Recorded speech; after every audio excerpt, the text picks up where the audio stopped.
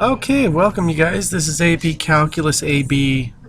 There's so many A's in there, I forgot what other letters look like. We're going to talk about the first four sections of the book, and if you're not familiar with the book, you should be, because it's very hugely important. Okay, the book. Basically, the book, it starts on, if you go to your lessons page, oh, I'm not going to try to do that. If you go to your lessons page on lesson 2 and you go down here to calculus 1.5, you can actually go to the actual book. Okay, and you click on there, and I would save it at this point, So that's what I would do. Okay, but I went all the way to 1.1 because they start you on 1.5, which is functions and logarithms. Okay, so 1.1, lines, things you need to know. You need to know your slope formula. If you don't know your slope formula, this is a great time just to go over it. But slope is basically going to be delta y over delta x. Okay, and those deltas that I'm talking about right there are these little bad boys. Okay, it takes me too long to draw them rather than just have it be there. Okay, so there's delta y, delta x. Just remember you're looking for rise over run if you want to use that form. That's totally fine. Also understand parallel and perpendicular lines. Parallel have same slope. Okay, and perpendicular have negative reciprocal slope. And the reason, you guys are probably sitting there going, why are we going over this if I already know this stuff? That's because if we have a solid base of understanding, everything else is going to become so much easier.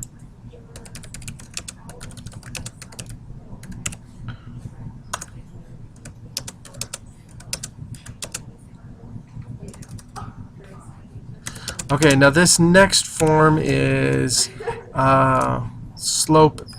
point slope form.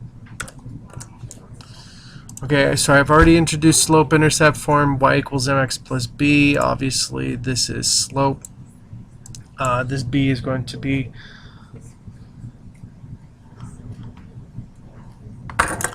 the y-intercept. Okay, now it's also going to be the same thing here. Slope is going to be this one here. This one, I'm always amazed at how much summer robs people of their intelligence, but that is just a point. And it's a point on the line. Doesn't matter where it is. You can pick it. It could be at the very end. Well, technically, lines go on forever, so they don't have an end. But it's just any point you can pick that you know is going to be on the line. Okay, if you like using another form, great, good for you. I don't. I'm not a big fan. Okay. Also, this is what I call standard form. Okay, and this is just ax plus by equals c. And some people have it written as ax plus by minus c equals 0. Okay. Some key things to know about standard form, and you can easily convert between any of them. So I could go from slope intercept to point slope, or to standard. Well, actually, you're probably going to go from point slope to one of these two other ones. Okay. One thing to notice on standard form is a cannot be negative or a fraction. Okay. Simple as that. Just as long as you realize that. Okay, what else?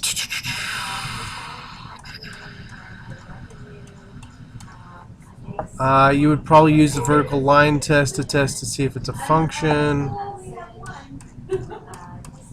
Just some really easy stuff.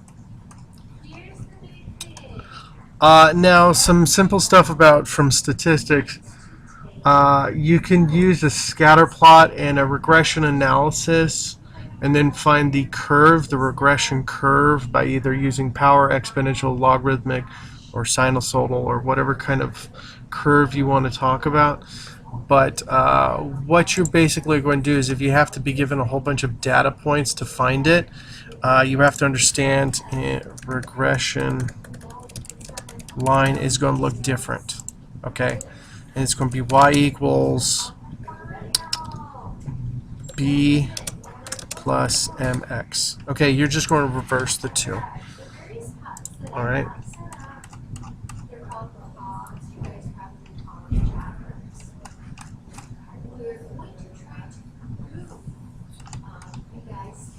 Okay. All right. Now, when you guys are working through with this, these two might be switched. This is basically going to be your R. No, it's not going to be your R. That's your regression. First off, you would find R, and then you would actually calculate it. And I believe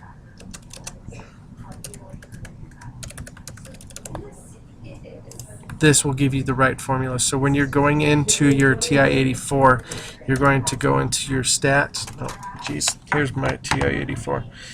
You're going to go to stat.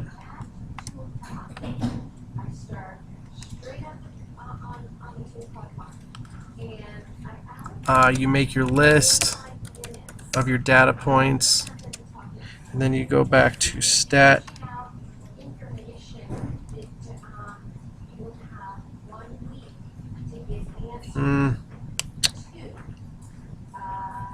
Geez, I have a TI-85, so that is not helping right now. Where is my TI-84?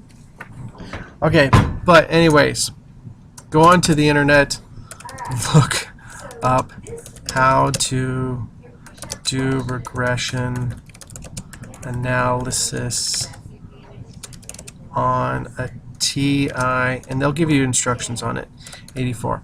Now, I'm not going to cover into it too much because I've got a lot to cover during this section, so I kind of want to go through this just so we can get through to the actual good questions. Well, not the actual good questions, but the questions that deal with what we're talking about. Okay. All right, so there's that set up right there. Next one is 1.2, function. You got to understand the basic rules of a function. Okay.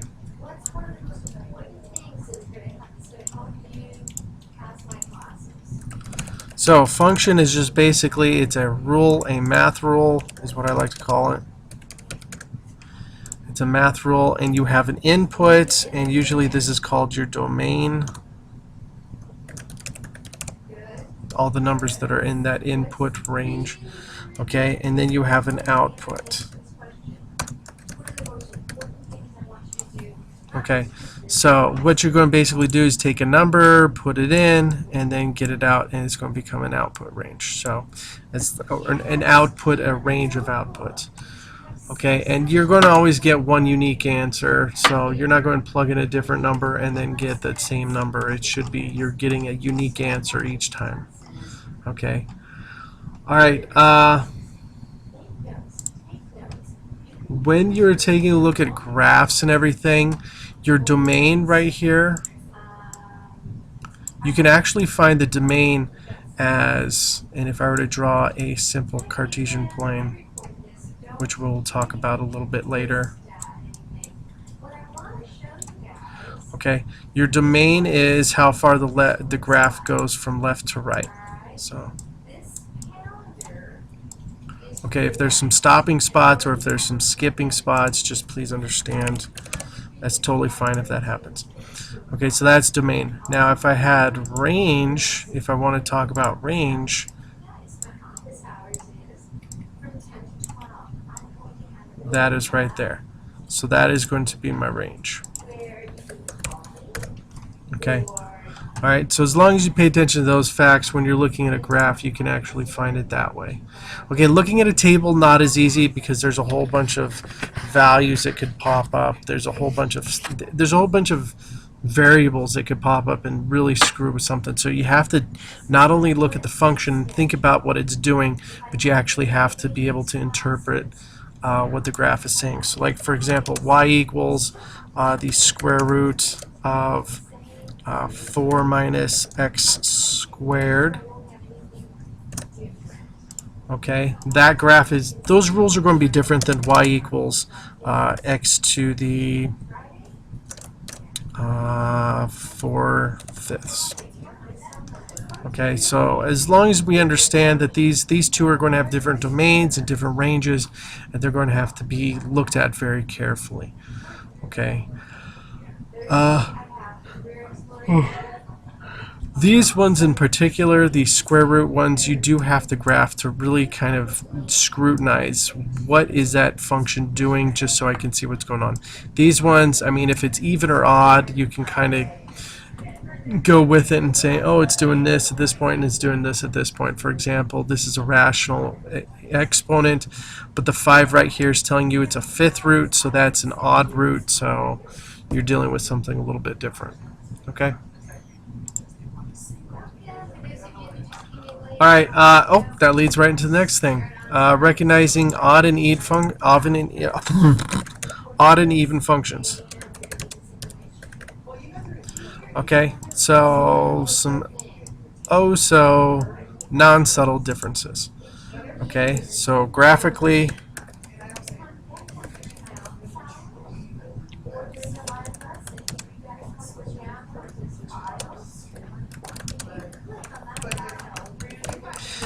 graphically, even functions have y-axis symmetry.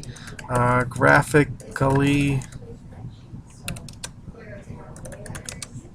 has symmetry with respect to the origin. Okay, so odd functions have symmetry with respect to the origin. Some of you guys are probably asking, what the heck does that mean?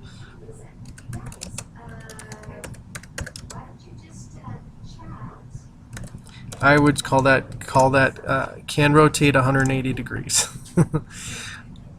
All right, now odd, algebraically plug in negative x, get exact opposite function. Okay, that's when it's being odd, and that usually is connotated as f of negative x equals negative f of x. Okay, so that's a connotation for that one. Now, if I take a negative x and plug it into an even function, plug in negative x, get same exact function. Okay, so in other words, f of negative x, when I plug in negative x, I should just get f of x. Okay, so that's the notation right there for recognizing even and odd functions. Alright, now I would love to go and show you guys Desmos real fast. Here, let me get rid of this. Okay, so let me bring you over here. Oh, nope, we can't. Found the limitations.